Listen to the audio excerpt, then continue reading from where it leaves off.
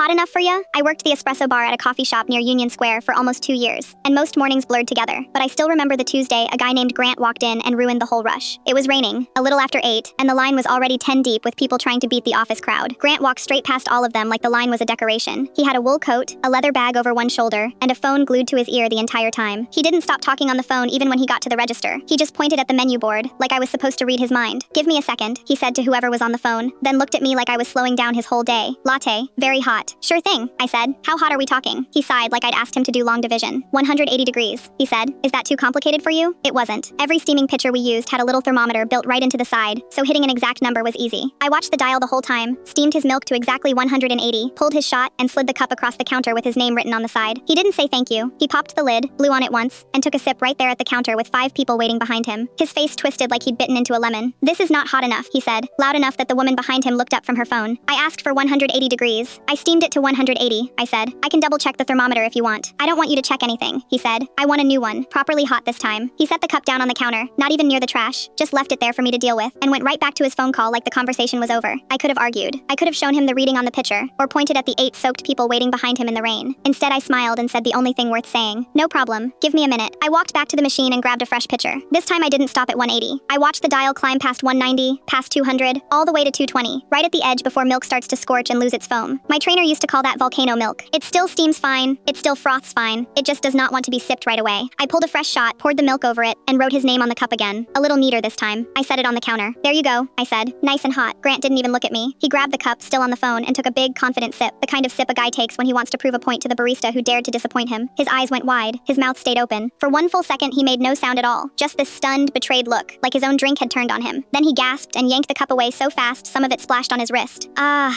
hot, hot," he said, switching the phone to his other ear and shaking his hand out. Behind him, the woman who'd been waiting covered her mouth to keep from laughing. Grant looked at the cup like it had personally betrayed him. Then he looked at me. I just stood there, hands folded, waiting to see if he wanted to complain again. He didn't. He pressed the lid back on and muttered something into the phone about calling back in a minute. Then he walked to the counter where the napkins and sleeves were, blowing across the top of the cup the whole way. He grabbed 3 napkins, wiped his wrist, and stood off to the side for almost 5 minutes before he tried again. A small sip, testing it first, like the drink might come after him a second time. He never said another word to me. He didn't ask for a new one. He didn't ask for ice on the side. He just stood by the window, blowing on his very hot latte, until it reached a temperature he could actually survive, checking his watch the whole time like the drink had made him late instead of the other way around. My coworker Danielle had watched the whole thing from the register. She leaned over while I steamed the next order and asked what I'd actually done differently. "Steamed it 40 degrees hotter," I said. Exactly what he asked for. She glanced over at Grant, still standing by the window nursing his cup like it might bite him again, coat still dripping from the rain, phone tucked under his chin. "Hot enough for him now?" I looked over at him blowing on the drink he'd demanded, waiting for his tongue to stop stinging before he dared another sip. "Looks like it," I said, and went back to the next order in line.